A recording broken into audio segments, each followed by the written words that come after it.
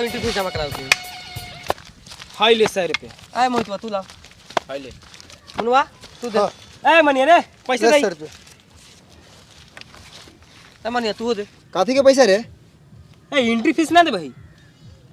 हमारा लगे 1 रुपया नहीं खे। हमनी के दे देनी 100 रुपये दही तू। तो तोर पापा पकौड़ी बेचल हो, हमार पापा थोड़ी पकौड़ी बेचल हो। ए तो तोहर पापा ना कमा लो। हमार पापा बाहर रहल हो। ए तब बाहर रहलू तो ना कमा लो। ई नहीं की जानत कमाल हो कि ना कमाल हो, लेकिन बाहर रहल हो। हमारा लगे पैसा ना हो भाई। आए ना देबै पैसा त कहां से होतै रे? घट होतै। देख हम 500 देनी है।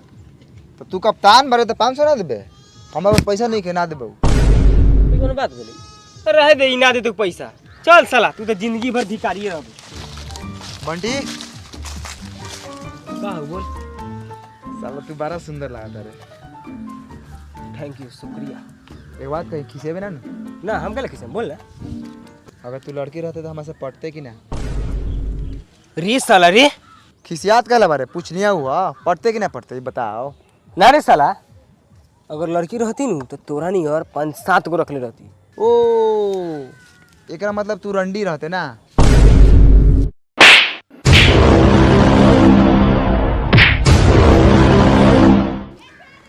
रे साला तोरा के हम कथी करनी हो कि मरले रे?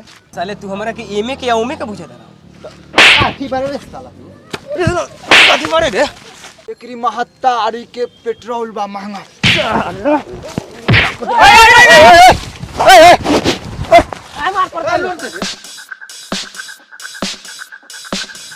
का लगा करे रे? उ साला गंदा गंदा बात करता।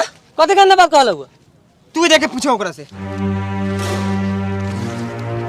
ए मनिया कथि गंदा गंदा बात कहला है रे? ए कथी बोलनी है साला से पूछ।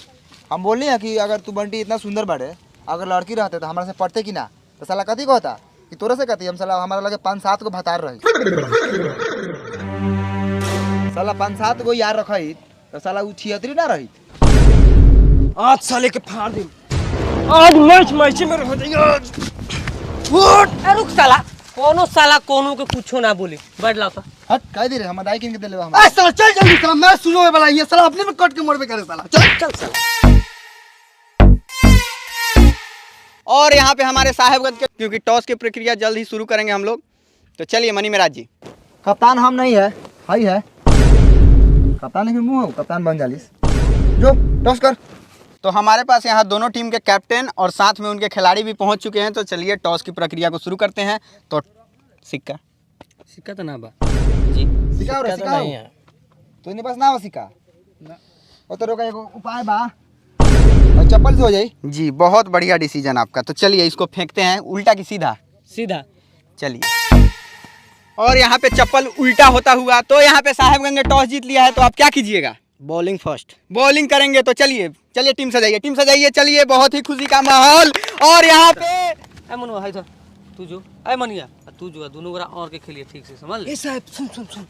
एगो हाजीपुर के खिलाड़ी आल बा, बहुत खतरनाक खेलेला, छक्का चौका मारेला। हौ देख ओकरा के अपना टीम में रख ले।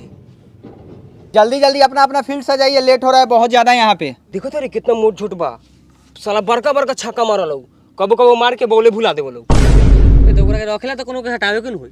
हट जाई, जीते से नु मतलब हमनी के। केकरा के हटाई?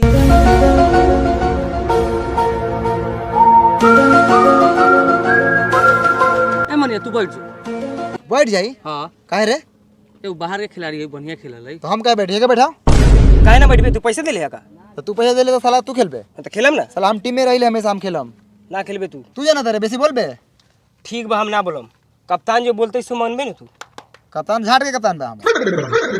हट साला तू ना खेलबे, भाग यहाँ से। झाड़ साला ना खिलाओ। साला कप्तान का झाड़ बनत रहे। ए जा दे साला के उहे बड़का रहे। चल